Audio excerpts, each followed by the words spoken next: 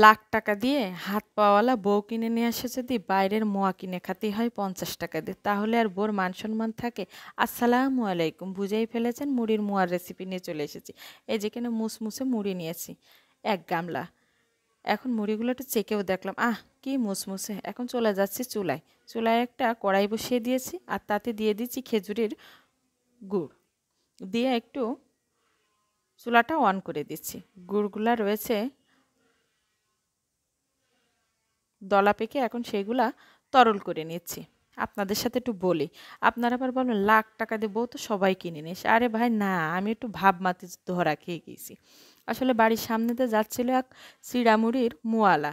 সে বলছে মোয়া কিনবেন মোয়া কিনবেন, অমনি আমার স্বামী তার ডেকে বলছে মোয়া কত করে? সে বলছে 50 টাকা। বলছে কম জম। সে বলছে 50 টাকা। বলছে একটু কম হবে না? সে বলছে 50 টাকা। এই কথা শুনে তো আমি ভাবলাম এই 8টা মোয়া যদি 50 টাকা হয়, এ না ভরবে পেট, না ভরবে জিভে, না ভরবে দাঁত। আমি বললাম তুমি কিনে না, আমি বানাবানি। এই কথা বলে তো এখন আমি ধরা খাইছি, এই জন্যই মুড়ির মোয়াটা বানাতে আইছি। যাই হোক, এখন এর ভিতর কয়েকটা লেবুর পাতা দিয়ে দিয়েছি। লেবুর পাতা দেওয়ার পরে এত সুন্দর একটা ঘিরান হয়েছে, সে আপনাদের বলে বোঝাতে পারবো না। আপনারা যদি কোনো দিন আমার মতো এরকম ধরা না খেয়ে বানাতে যান, তাহলে বুঝতে পারবেন কী সুন্দর ঘিরান। এখন গুড়টা ফুটে উঠেছে, এর ভিতরে দিয়ে দিচ্ছি মুড়ি, দিয়ে গুড়ির সাথে ভালোভাবে মিশিয়ে নিচ্ছি। এখন যদি ভালো করে মিশিয়ে সুন্দর একটা মোয়া না হয়, তাহলে বলবে নে তুমি তো ভাব মেরে বললে, আরে কি মোয়া বানাইলে, আমার কিনে খাওয়াই ভালো ছিল। যাই হোক, ভাব মারতে যাতে ধরা না খায়, তাই জন্য একটু বেশ মনোযোগ দিয়েই লেগে পড়েছি। এখন গুড়ির সাথে ভালোভাবে মুড়িটা মাখিয়ে নিচ্ছি। যতক্ষণ না আটালো ভাব আসবে ততক্ষণ এভাবে নাড়াচাড়া করে একসাথে মিশিয়ে নিব।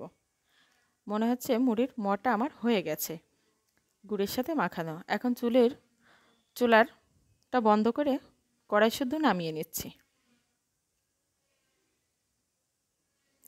এখন দেখি মুড়ির মোয়াটা কেমন হয়। না ওই ভাব মারার স্বাদ আমার মিটাই দেবে না।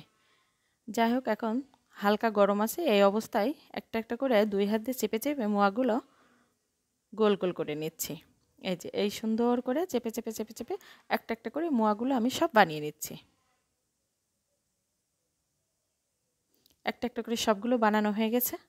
এখন এই মোয়াগুলো একটা বয়মে আমি সুন্দরভাবে ভরে রাখবো। স্বামী ঘরবে ঘরবে খাবে, আর আমার মুখে তাকালে আমি আবার নিজেকে একটু বিশাল গুণবতী মনে করবো, তো এই জন্যেই এখন কন্টেনারে সুন্দরভাবে ভরে ভরে মুখ আটকায় রেখে দেব। এটা অনেক দিন থাকা যায়। আর 50 টাকা দিয়ে কিনে না খেয়ে 20 টাকা দিয়ে গুষ্টি শুদ্ধ খাওয়া যাবে আত্মা ভরে। যাই হোক, আমার ভিডিওটা যদি ভালো লাগে অবশ্যই কমেন্ট করবেন, আর ভালো লাগলে সবাইকে শেয়ার করে দিবেন।